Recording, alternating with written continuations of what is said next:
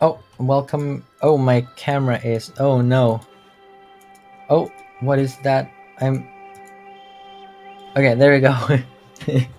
Welcome back, guys, to another episode of Glitches. And in today's episode, I'm not going to be showing off my own glitch. I'm going to be showing off stabilizers, which have been part of the game for really long. I've just found a new way to do them way easierly and use less parts. I wasn't sure where to put myself at the start, so I guess I turned into Batman now. Alright, well, I don't have that much more to say, so let's get on with the video. If you guys don't know what a stabilizer is, this is basically it.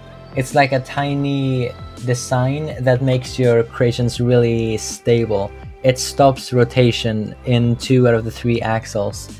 And this design was made by Brent Bouch. He made a video about it quite a while ago, so this is definitely not a new glitch. I'm just going to show you a new way of doing it. And this design uses blueprint editing, which is only possible in creative. So my design is going to be just 1 block bigger because blueprint editing isn't a thing in survival, and even if it was, that would be more of cheating rather than a bug. Just to showcase what it does, if I try to hit this with a hammer, it stays upright no matter what. I can even add a bunch of blocks to the side of this, and it's still going to stay mostly upright. Oh, can I not? Oh. So there you go. As you can tell, this does not want to tilt over. You can place quite a few blocks in here before it starts tilting. And yeah, that's the entire idea of it. You can make flyers using this, and I guess that's the cool part about it. Flyers and hovers and gyros and so on.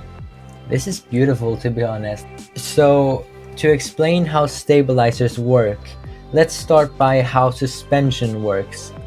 If I were to place down a platform and made a suspension spinning, then you should be able to tell how the block on top of the suspension is like lagging behind a little bit. It's not directly on the suspension, and the more I higher the speed, the more behind it's going to be, to the point where I can place down a sensor and detect when the speed becomes high enough. So I can place down like a logic gate, for example, and this is going to be output if this is going forwards or not. So I higher the speed and it lights on, and then I turn off the speed and it turns off again. And I'm going to make a video that uses this design for WASD translators, maybe tomorrow, maybe in 2 days. So definitely look forward to that. But this is the basic idea that stabilizers use, the fact that blocks lag behind. And then you guys might also know about the suspension rotating glitch, where if a block is spinning inside of another block on a suspension, then the entire creation is going to start spinning. So with the fact that both of these things exist, that's how we make the stabilizer. So the basic way of how it works is this block up here is going to move a direction whenever the entire creation tilts. So let's say this creation starts tilting this way. Then the block is going to lag behind this direction, and it's going to hit a block over here. So when the creation rotates this way, this block lags behind and hits this block, which makes it want to spin back to the original position. So they basically equal out. To demonstrate this, we can use a wheel. This is kind of like a stabilizer. I should be able to add blocks now, and you can see how slowly they fall down. But if I place blocks on the other side, then it's going to fall down really easily. So I should be able to hit it this direction really easily, as you can tell. But as soon as I try to hit it the other direction, it's just going to get stuck. So now if I add another row of blocks on the other side, then it's going to be stable both directions. So whenever I hit it, like nothing is going to happen at all. If I don't want to attach blocks like this, I can also attach a bearing and then drag blocks up to the base. I can weld this to the base. So basically the block at the top of the suspension has a bearing in between it, and then weld it back to the base. And this also means it's going to turn into a stabilizer. But instead of using a bearing to be able to weld this back on itself, we can use another suspension. And that's not only for aesthetic reasons, but it's also because it makes the stabilizer more strong, because instead of one suspension you have two suspension. And Brent explained this really good in his video, so you can check that out. So now your next question might be, how did I turn something like this into something as tiny as this? And for that I just say, let's get on with the tutorial.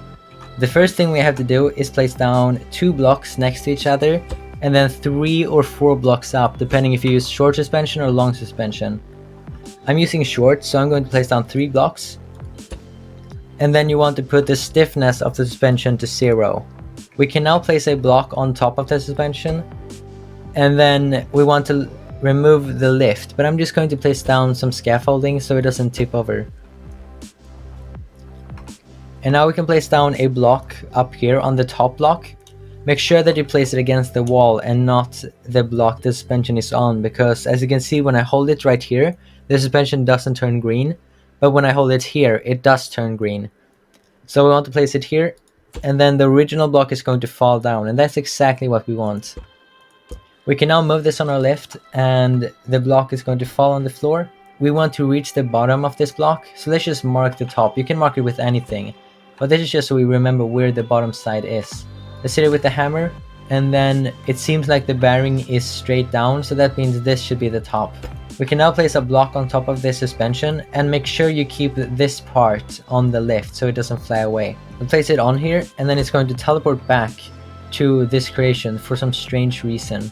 We now want to place both of these on our lift, so as soon as we delete this lift, they're both going to fly away, so make sure to delete it and then catch it as quick as you can.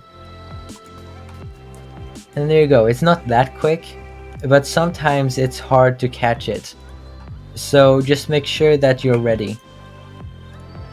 There should also be an excess block falling off, so let's just delete that because we don't need it.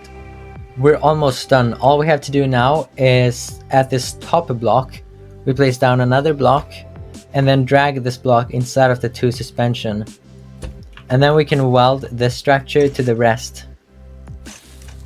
And now we can delete almost everything other than just these 2 blocks right here. Let's delete this. And then our final step before we're done is just place a block on top of here. Sometimes you're lucky and you can just place it straight on, but sometimes you can find difficulty placing it on. So right now, as you can tell, if I try to place a block on here, it's just going to disappear and get the particles. So instead we can place down a block next to it and then drag this block onto there, and then it's going to get placed. And now we can break these 2 blocks and it should all be done. As you can tell, this is now just a tiny stabilizer and it works perfectly. I've checked it and this is the same strength as Brent's stabilizer, but again, his is 1 block tinier, so I would still suggest using his when you're building a creative. So thank you guys for watching. I hope you learned something. I'm sorry for the really short episode, but I'm hoping to upload something a bit longer soon. And I'll see you in the next one. But if I try to hit this forwards at all, it's not going to work. Oh, never mind.